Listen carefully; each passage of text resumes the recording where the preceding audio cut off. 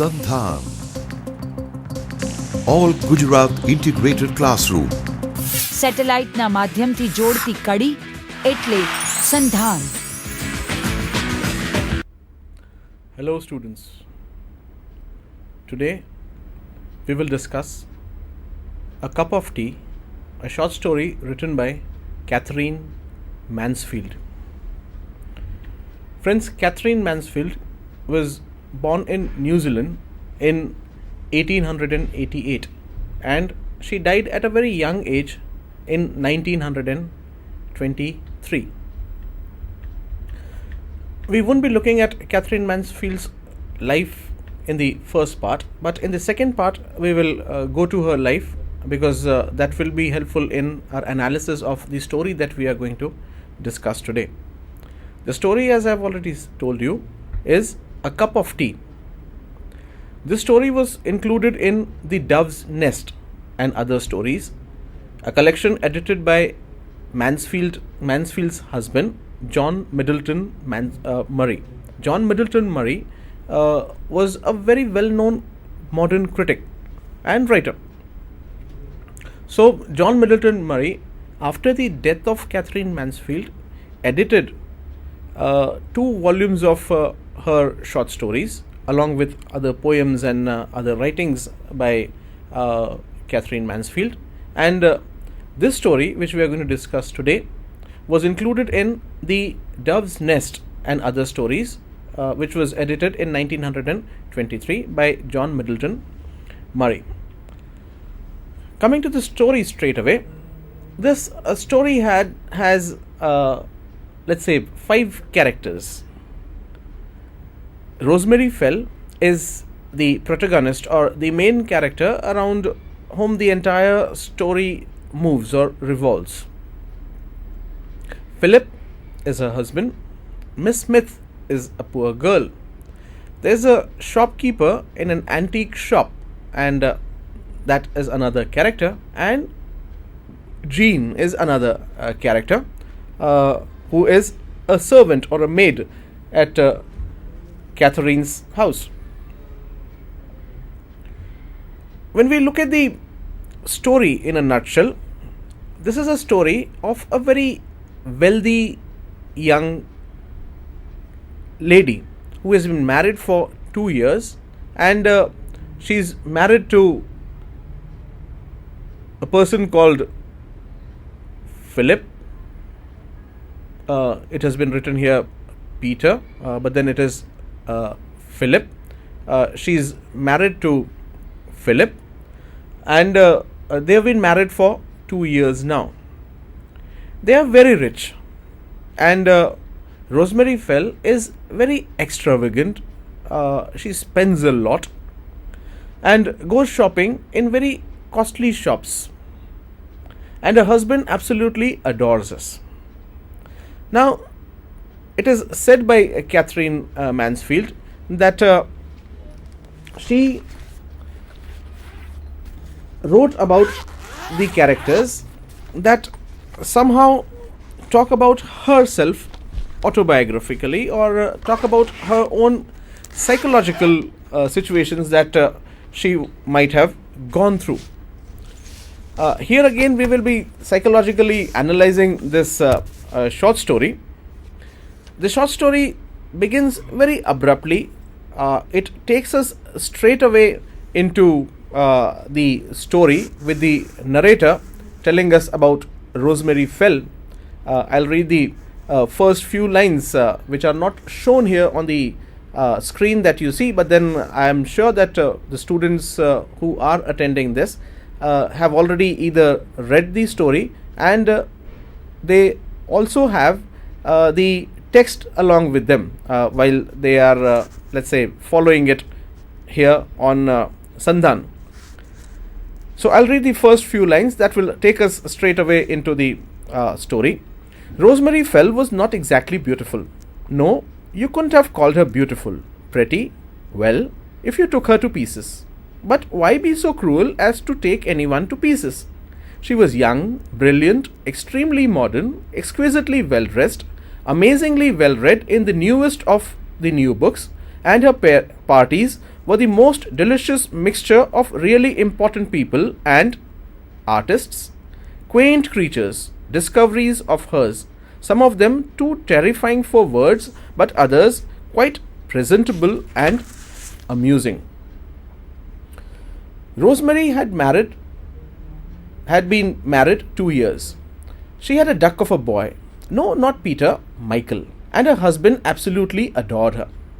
They were rich, really rich. Not just comfortably well off, which is odious and stuffy and sounds like one's grandparents. But if Rosemary wanted to shop, she would go to Paris as you and I would go to Bond Street. If she wanted to buy flowers, the car pulled up at that perfect shop in the Regent Street, and Rosemary inside the shop just gazed in her dazzled, rather exotic way and said, "I want those and those and those. Give me 4 bunches of those. And that jar of roses. Yes, I'll have all the roses in the jar. No, no lilac. I hate lilacs. It's got no shape." The attendant bowed and put the lilac out of sight, as though this was only too true.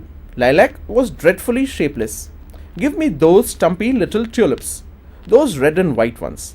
And she was followed to the car by a thin shop girl staggering under an immense white paper armful that looked like a baby in long clothes.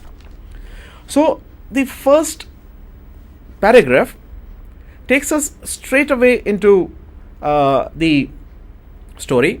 The narrator starts with Rosemary Fell was not exactly beautiful.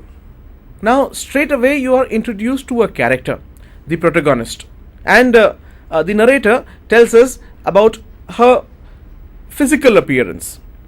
And he says that she wasn't beautiful, but then she was pretty, and she made for, let's say, the beauty that she might have lacked by her extravagance, again by her parties, which was a mixture of various important people who came there, various artists whom she might have assembled due to her tastes, which were quite different or modern, or you could say which belong to the upper strata of the society that she represents over here.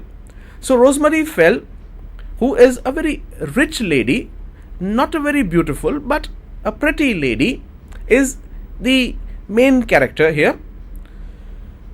She has been married for 2 years now when the story begins, but then he says that if you want to call her pretty, then you will have to take her to pieces. And he says that why be so cruel as to take anyone to pieces?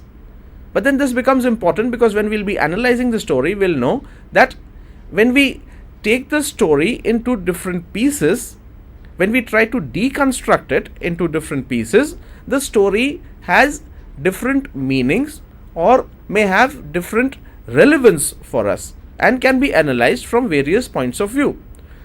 We will try to analyze this poem from the point of view of deconstruction, and again from the point of view of a psychoanalysis or psychological analysis of the mental framework of the author, not the narrator, but the author, Catherine Mansfield. But that we'll do in the second half. So Rosemary Fell was married to Philip. It has been wrongly written here, Peter, but then it should be Philip, for 2 years. They were very rich, but then they didn't have any issue, they didn't have any children. Rosemary is very extravagant and goes shopping in very costly shops, which tells us about her upper strata. And her husband absolutely adored her. He loved her. He was a duck of a boy. Now, duck of a boy is a phrase that is used here. Duck of a boy means that he was her darling, or he was very dear to her. Darling, the word means very dear, too dear. So he was very dear to her. But if Rosemary wanted to shop, she would go to Paris as you and I would go to Bond Street. This again becomes very important. The writer or the narrator not only introduces us to the character very abruptly in the very first line, but then he also tries to involve the reader in the reading process. And as this line tells us from the story, that but if Rosemary wanted to shop, she would go to Paris as you and I. You and I here means the author and the reader. So the students who are reading this or are following this through Sandhan have been here mentioned as you, and in that sense the narrator takes the readers along, and he involves let's say again the readers in the story itself. The reader becomes a part of the story. And here when he says you and I would go to Bond Street, which means that the social stature that the author thinks that a middle class man has was way low than what Rosemary Fell had. Okay, so because she was very extravagant, she was very rich. Okay, one winter afternoon she goes to an antique shop for shopping. But before that, as I had read the first paragraph, we see that whenever even if she wants to buy a bunch of flowers, she would just pull into a shop in the Regent Street. The Regent Street would be, let's say, one of the most popular, or let's say a street where mostly the important and rich people go in a given, let's say, city. Just for example, if the students of Surat are, let's say, listening to this lecture, then you have important streets in Surat, or if you have students from Ahmedabad, you have important streets in Ahmedabad, where you know that very rich people frequent those streets. So the Regent Street that is mentioned over here. So she would go there, and again she would never ask for the price of the things that she wanted to buy. Suppose she wanted to buy flowers, she would say, give me those and those and those. Okay, and again she would say what she liked and what she did not like. And again she would buy so many flowers that when the attendant would carry them to her car, it would look more like a baby that is being carried to the car. So she would buy, let's say, in very large numbers, and it would be very difficult for even the attendant to carry them, because the word that is used in the story, if you have the story with you towards the end of the first paragraph, is the attendant staggered. Okay, so there's this staggering because of the weight, and again weight of the flowers, which tells us about Rosemary. So Rosemary, the main character, has been introduced to us in the first paragraph. She has been introduced to us as Peter's wife. They have been married for 2 years. Her husband adores her. They are very rich. She goes to very let's say costly shops even to buy flowers and other things. She gives parties in which she invites various artists and important people. And after that, as the story begins, we are told about, the reader is told about the incident that took place one winter afternoon when Rosemary Fell goes to an antique shop. This shop was probably frequented by Rosemary Fell. She had a particular liking for this particular shop. For those students who might be following this with their books, could go to that part of, let's say, the story where she enters the antique shop, and the shopkeeper flatters her and says, I love my things. I would rather not part with them than sell them to someone who does not appreciate them, who has not the fine feeling which is so rare. And so here very materialistically, where the shopkeeper tries to tell her that he appreciates or he likes the things that he sells, or he is very passionate about the things that he sells, and so he will not sell them to anybody. He will sell them only to the selected few. And in that sense, probably he is trying to flatter the customer, Rosemary, who is over there, or he is trying to sell it to her by telling her that her shop, or let's say his shop, has various important things which only those people who have an eye for art can appreciate and buy. And that is why he says that I would rather not sell them to people who do not appreciate them. Now he shows her, now today when she goes to this shop, he shows her an exquisite little enamel box. On the lid, a miniature creature stood under a flowery tree, and a more miniature creature still had her arms around his neck. Her hat, really no bigger than a geranium petal, hung from a branch. It had green ribbons, and there was a pink cloud like a watchful cherub floating above their heads. So, very minutely, the narrator describes the minute creature and the clouds and the pink and blue combination of the enameled colored little box that is shown to her in an antique shop. Now, again, it's a work of art that she sees. Even the cherub or even the clouds that have been represented, or even the woman that has been represented over here, are very minute, okay, and that is, they are, let's say, engraved on the lid, and that is why you need to have an eye to appreciate the art that is present over there. And there was a pink cloud like a watchful cherub floating above their heads. Rosemary took her hands out of her long gloves. She always took off her gloves to examine such things. Yes, she liked it very much. She loved it. It was a great duck. She must have it. Now, as we are reading it, and I'm sure the students are following it with their books, what Rosemary does is, the first thing that she does is she takes off her gloves. That is, she is interested in the thing that is shown to her, and she wants to physically touch it, and that is why she removes her glove. And she always took off her gloves to examine such things. She loved such things. She had an appreciation for art, probably. Yes, she liked it very much. Okay, and she loved it. It was a great duck.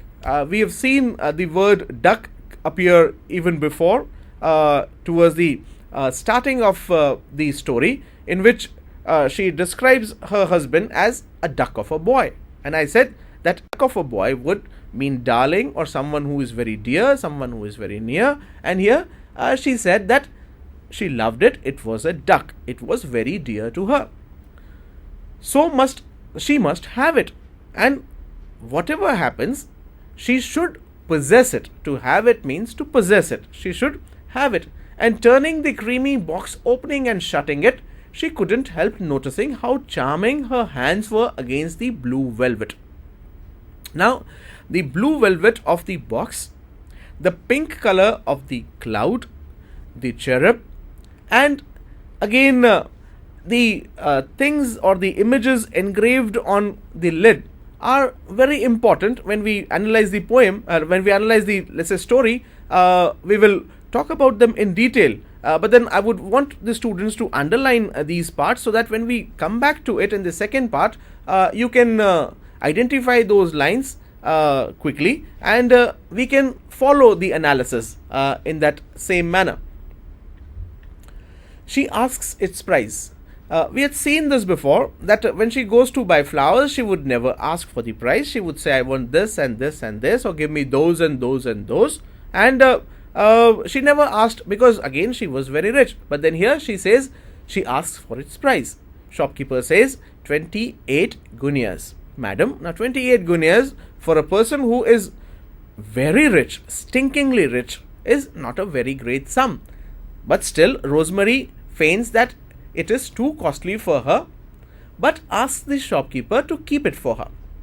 She stared at a plump tea kettle like a plump hen above the shopman's head. Again, if you have come with your pencil or pen, please underline here a plump tea kettle like a plump hen, so that when we come back to it in the analysis section, you can identify those lines.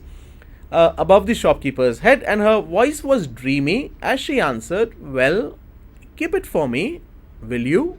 I will, ... Okay, which means that she wants it, she must have it, but then she cannot buy it. And she asks the shopkeeper to keep it for her, to preserve it for her, so that later on she can come and buy it from him. Now, she moves out of the shop. Now, a cup of tea.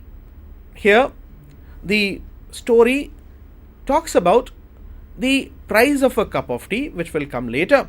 And this was the background which tells us about Rosemary Fell, which tells us about her family, which tells us about her riches, about her social stature, and about art that she likes, and her different sojourns in different parts of the cities that are, let's say, with very spectacular shops and things that they sell. She moves out of the shop, not buying anything. When she went to the flower shop, she bought so many flowers that the attendant staggered under the weight of the flowers. Whereas here, she moves out of the shop and does not buy anything. The discreet door shut with a click. Again, I would ask the students to underline discreet door, okay, so that when we come back to it, we can analyze it. Discreet would mean secret, would mean deceptive, okay. So the discreet door shut with a click.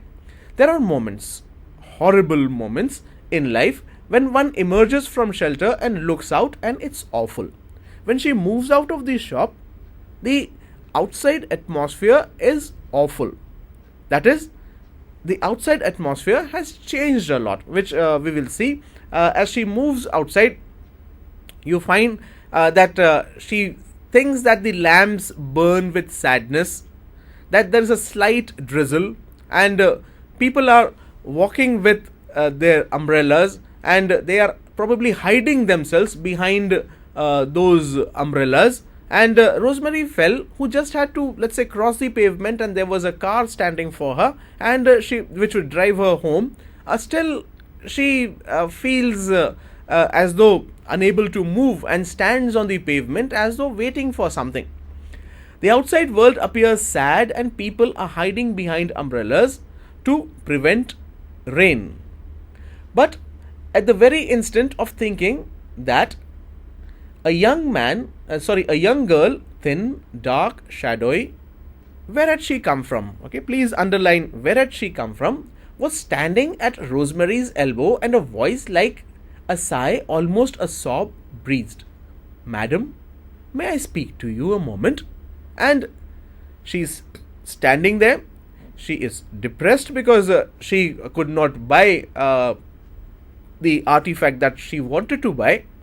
When she comes out, she thinks that the entire atmosphere is very melancholic, very sad, and she just had to cross the pavement to go on the other side, but then still she waits over there, and that is the time when a girl comes to her, and she asks her if she could speak to her for a moment. "Speak to me." Rosemary turned. She saw a little battered creature with enormous eyes, someone quite young, no older than herself, who clutched at her coat collar with reddened hands and shivered as though she had just come out of water. Again, just come out of water should be underlined, and when we analyze it again, we'll see that previously we have underlined where had she come from, and here there's a probable answer. She seemed as though she has just come out of water, and it may have metaphorical and symbolic meanings as we analyze it in the second part. But then all of a sudden, probably from nowhere, she finds someone who stands at her elbow and asks whether she can speak to her. "Madam," stammered the voice, "would you let me have a price of a cup of tea?" "A cup of tea?" said Rosemary. "Have you no money at all?" asked Rosemary. "None, madam," came the answer. "How extraordinary," said Rosemary. Now again, there is this conversation between a stranger girl who is unknown to Rosemary, and again with Rosemary, who is a very rich lady and who is standing there somewhat depressed that she could not buy an artifact. Her mood is very melancholy, and there she finds this girl, and now you see that in their conversation that melancholy has gone, that sadness is not evident over here. She stepped forward and said to the dim person beside her, "Come home to tea with me." And Rosemary tells her that if you want tea, you may come home to tea with me. Generally, if someone asks us for the price of tea, we would rather, let's say if we wish, we would give that person some money so that that person can have some tea for himself or herself, and we move on to our, let's say, world or our work or our life. But then here Rosemary looks at that person and she says that come home to tea with me. If you want tea, come home with me and I will serve you tea. Initially the girl was afraid and resisted. The girl drew back startled. You don't mean it, madam, said the girl. And the girl again, who had come, though she did not look like a beggar, but then she had come asking for alms, because she was asking in a way begging, because she wanted a favor from Rosemary for the price of a cup of tea. But then when she is asked to come along, she is startled, and she does not believe that a wealthy woman, a rich woman like Rosemary would ask her to come home with her. But I do, cried Rosemary. I want you to please me, come along. Again, to please me should be underlined, so that when we come back to the story, we can analyze it in that way. So she says that yes, you should come along, you should come to my place and I will serve you tea. Again, there's this line, hungry people are easily led. That again should be underlined. And here, this battered creature, this girl who was hungry, was easily led. That is what is told to us. And she goes to, let's say, Rosemary's house to have her cup of tea. The footman held the door of the car open, and a moment later they were skimming through the dusk. The atmosphere was very dusky. Dusky means very foggy. It was very blurred, and when you are dreaming, when you are imagining, the atmosphere is blurred. And again, that word dim has been used before when Rosemary talks about the girl. She says she stepped forward and said to the dim person behind her. Dim, again, the person who is here not very well off, very weak, feeble probably, but dim can again be seen in relation to dusky or haziness or fogginess or some sort of an obstacle in seeing things or seeing people. Okay, so here that dim and dusky, okay, both of these words or images can go together to probably tell us about something imagined, something imaginary, something dreamt, okay, or something that is not for real probably, okay, something that is a creation of some sort of an imagination probably, okay. So here the door of the car open, and a moment later they were skimming through the dusk. She had a feeling of triumph as she slipped her hand through the velvet strap. Now Rosemary Fell, who just walked out of the shop, was feeling very depressed, and as this girl agrees to go along with her, she feels that she has won something, and she takes the girl along with her to her house. When she takes her there, she takes her upstairs to her house, to her bedroom. She asks her to feel comfortable, asks her to remove her hat, she asks her to remove her coat, she asks her to, sit in a deep chair so that she may relax. But then Rosemary forgets to serve her tea. And that is when this poor little girl says that if I do not have anything to eat or drink, I may faint, I may go off, madam. And that is the time when suddenly she realizes that this little creature needs some tea, that this battered creature is hungry, feeble, and so she shouts or she calls for tea, and tea is served.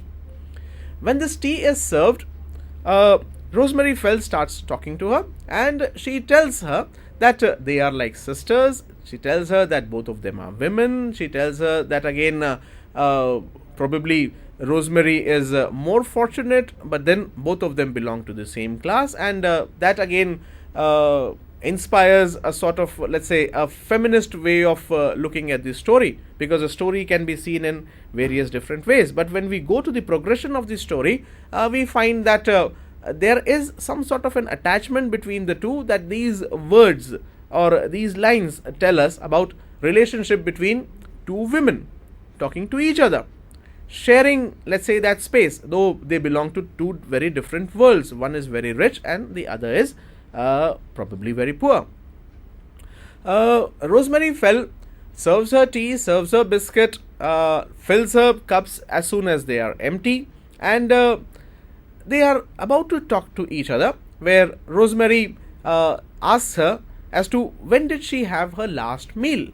But before the girl can answer, the door opens and Philip, that is Rosemary Fell's husband, walks in.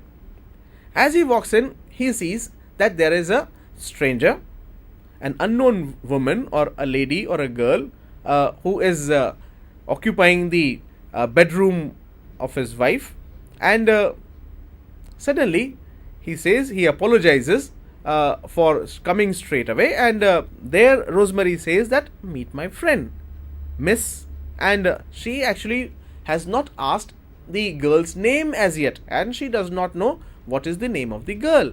But then the girl says, Miss Smith. Here again, when Philip enters, he sees that the hat and the coat and the clothes of the girl are lying on the floor of the house, and he stands beside fire, near the fireplace, and he looks at the boots and the hair of the girl, and he tries to, let's say, analyze the social status of the girl, whether she should belong to the friendship or the circle of Rosemary or not. And he calls Rosemary and says that if Miss Smith will excuse us, could you come for a word with me to the library. He goes to the library, and here Rosemary follows. When Rosemary goes there, he asks her about Miss Smith, who she is, and again here Rosemary tells him that she is a real pick. A real pick is a word that has been used in the text for students who might have their texts with them. And she says that I brought her along with me for a cup of tea. But then she does not say a cup of tea. She says that she had brought her with her. Now he says that, what do you intend to do with her? And she says that I wish to be nice to her. Wish to be frightfully nice to her. Okay? Now, being nice to someone and frightfully here, extremely nice to her. Okay? So that is what she has brought her for. The intention of bringing the girl to the house. Philip tries to, let's say, explain to her that we should not bring strangers to our place. But then what he says is, my darling girl, he is addressing his wife, said Philip, you are quite mad, you know, it simply can't be. But said Philip slowly, and he cut the end of the cigar. She is so astonishingly pretty. Now, that biting of the end of the cigar tells us that there is some sort of a connivance, that probably he is using those words deliberately, and he says that she is so pretty. Rosemary says, do you think so? I hadn't thought about it. And Rosemary said that I had never thought that she looked pretty. Now, what did Rosemary think then? That is what we'll be analyzing.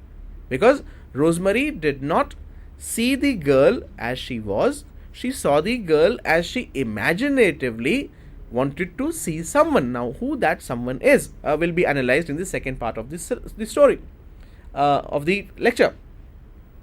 Rosemary goes back to her bedroom, and she brings out three, let's say, 5-pound notes and gives it to Miss Smith, and she asks her to leave. She again goes back to her husband Philip, but this time, after putting on a bit of makeup, after trying to be more beautiful or more pretty, or let's say more attractive, because probably her husband, who has used the words that she is very pretty, her husband even said that I was bowled over when I saw her first, which again would here give an inclination that probably Rosemary was jealous of the girl, and that is why she has put on that makeup. But then again, when we analyze it, we will try to see whether she was jealous or not. But then it is thought that women are jealous of each other.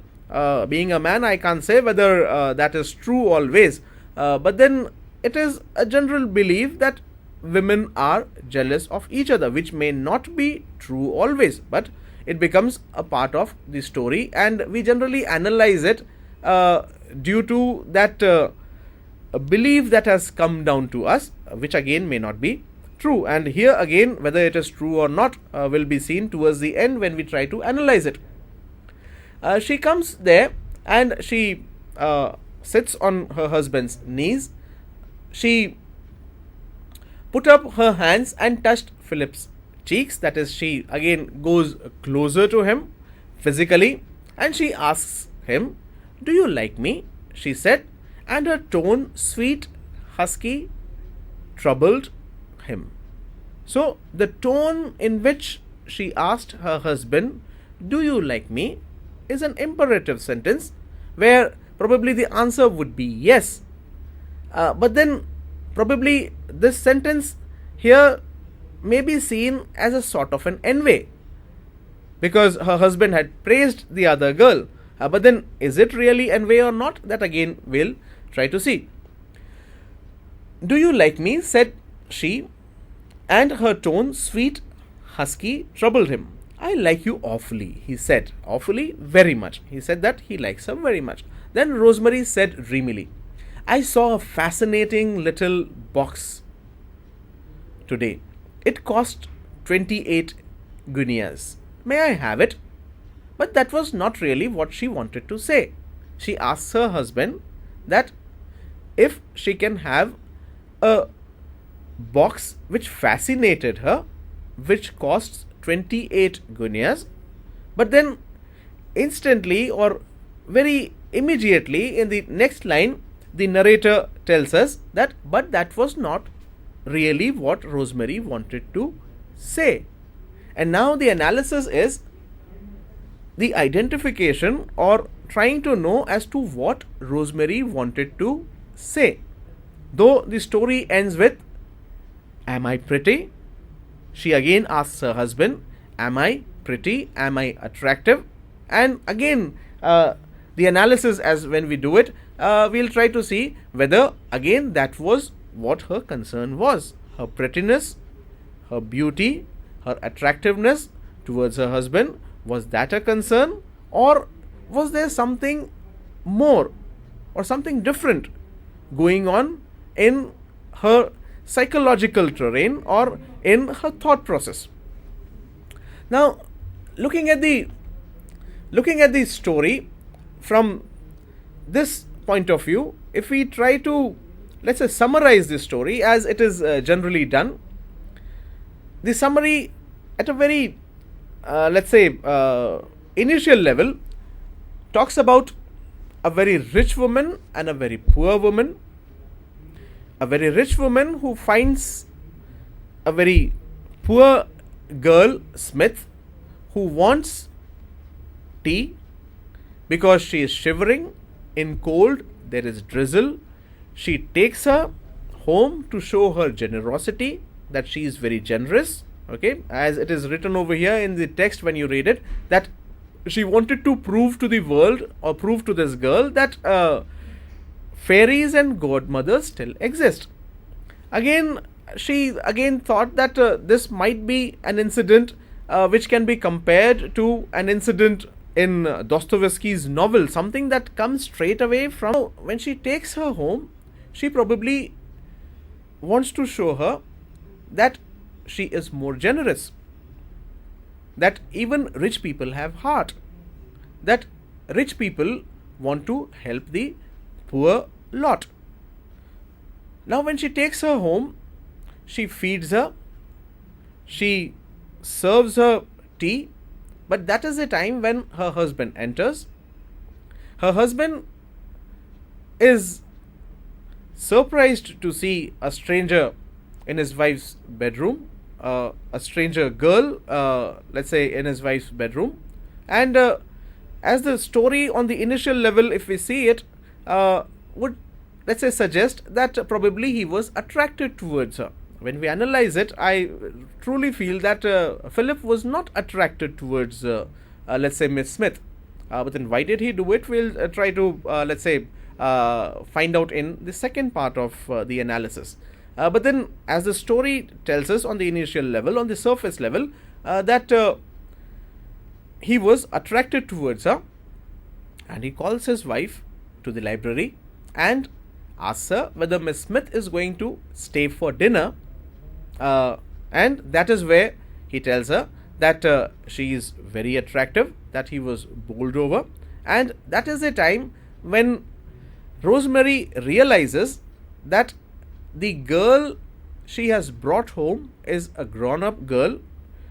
It was let's say referred to in the, let's say, during the initial meeting also, when Rosemary said that she was quite her own age, not elder than her. Okay, so they were not, let's say, there was not much difference in their age. So that girl was again a grown-up girl.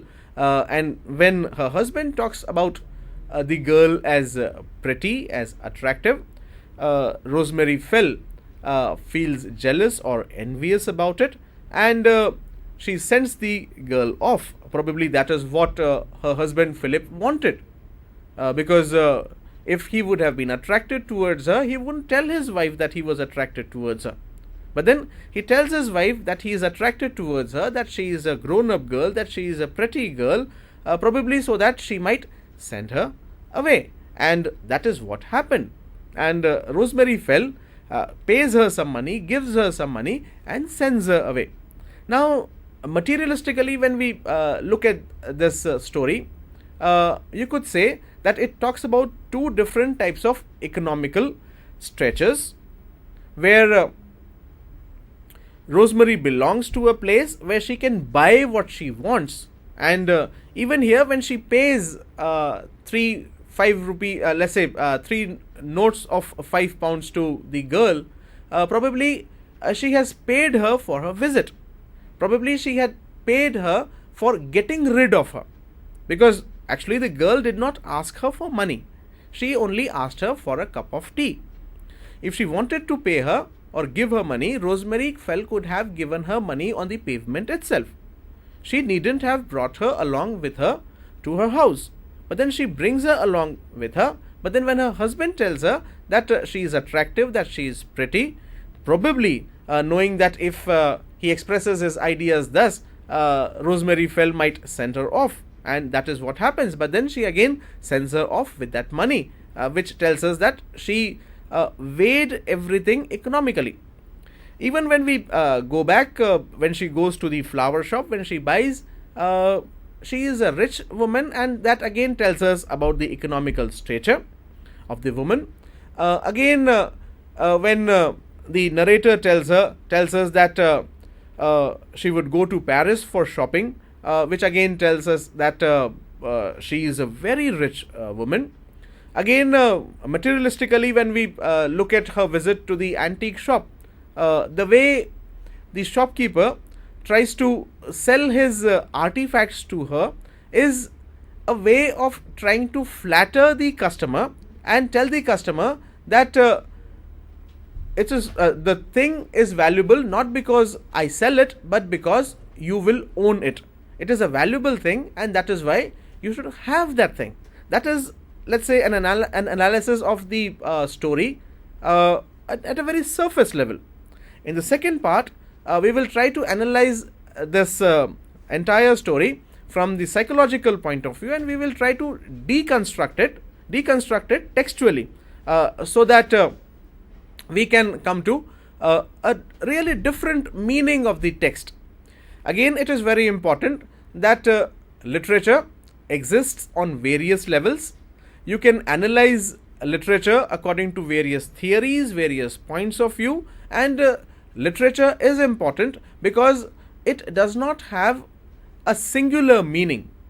Literature should mean different things to different people in different circumstances, and that is why different people can identify with that type of literature. Again, creativity and art is associated with the creation of something, and when we say creation is not a story as it progresses. Creativity is the nuances of the stories as to where a writer prefers to give us what sort of information is a part of the story. How the story progresses becomes important. Just for an example, in this story, the narrator is an omnipresent narrator. An omnipresent narrator would mean that the narrator is present everywhere. He knows as to what Rosemary thinks, he knows as to what Rosemary is going to do, he follows Rosemary and other characters, and we come to know about the story from this very narrator.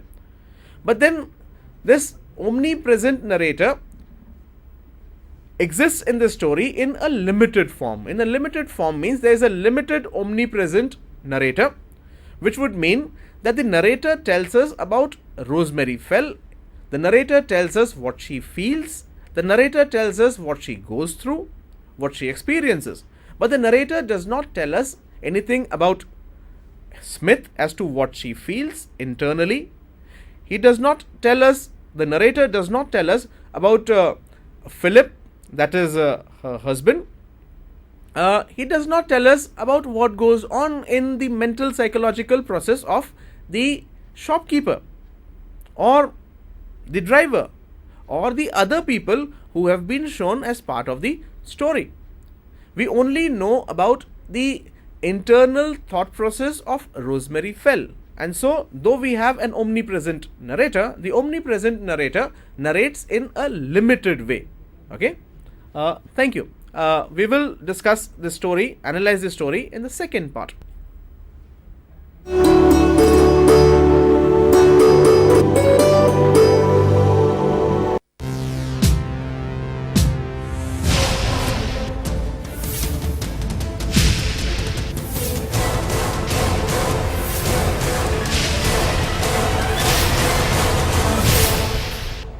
SANDHAN, All Gujarat Integrated Classroom. સેટેલાઇટના માધ્યમથી જોડતી કડી એટલે સંધાન.